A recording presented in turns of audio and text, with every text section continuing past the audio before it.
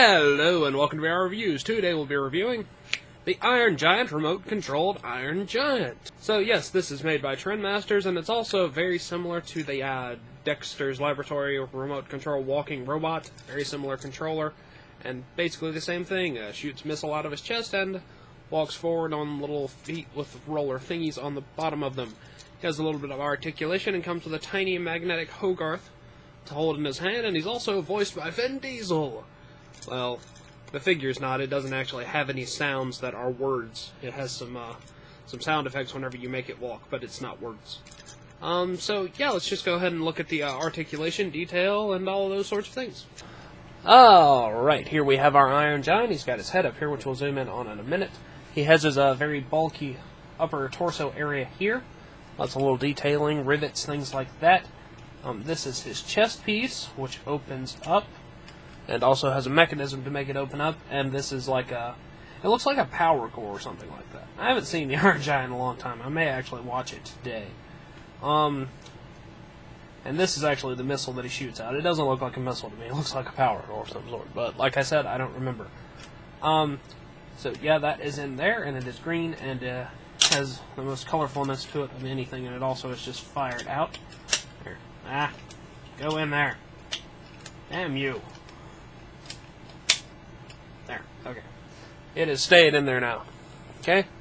He's got his big midsection here, which has like little rivety things down here, and disc-like shapes there. He's got a very riveted crotch area down there. He's got arms over here with his fingers, which are on the ends there, lighter color than the rest of him. Moving down to the legs, he's got big hip joint-like things there, down to thin legs, and big feet at the bottom. Turn him over on the back, and you will see things that are reminiscent of the front. More rivets, and he also has a cord coming out of him, which is for his controller. Now let's zoom in on the head a little bit. Alright, you can see he has his mohawk-like fin there.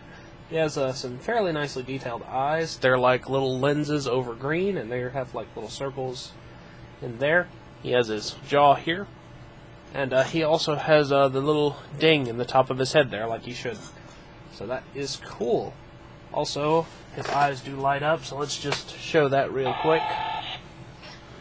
And you can see that they light up very brightly. Alright, let's zoom out and look at his articulation.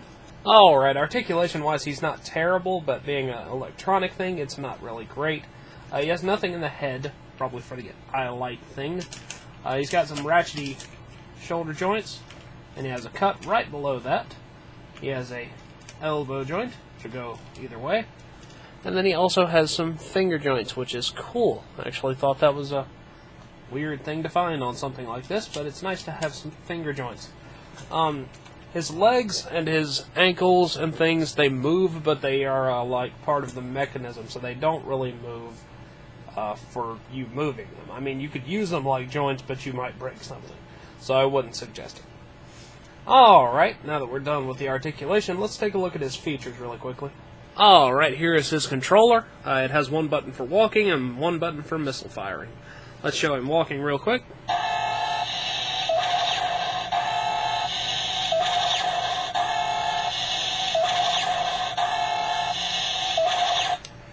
So yes, he walks forward and makes lots of noise. The noise actually comes out of the controller and the speaker on the back there, and not out of the figure itself, which is a bit unusual. And then he also has the ability to fire a missile, kind of.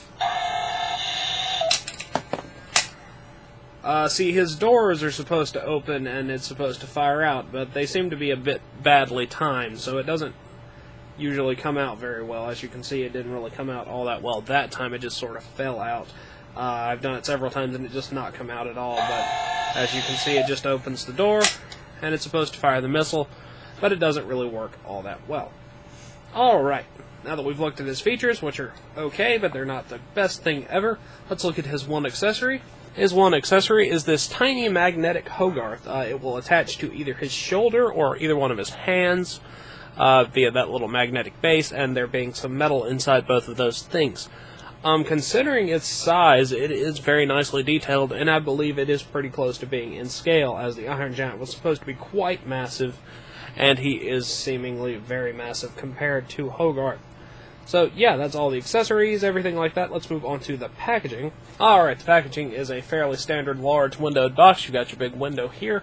It's mentioning the Hogarth figurine up there. Down here at the bottom, you have a picture of Hogarth and the Iron Giant logo, as well as a list of its features. On the side, pictures of the figure. On the back, more pictures of the figure and its features, and a description, and that is pretty much the extent of the box. It is certainly good for in-package display, but you can have him sitting out and walking about and things if you so desire. So yeah, Iron Giant. Alright, that wraps it up for the Iron Giant, so until next time, goodbye! Hello, you've just watched one of my videos. Feel free to like and comment and subscribe and all those sorts of things if you enjoyed my video. If you didn't, run away and never return. Also, feel free to check out my other channels, Venom Raptor for all my variety gaming content, and VR Reviews for reviews of various action figures and collectibles. Thank you, and goodbye.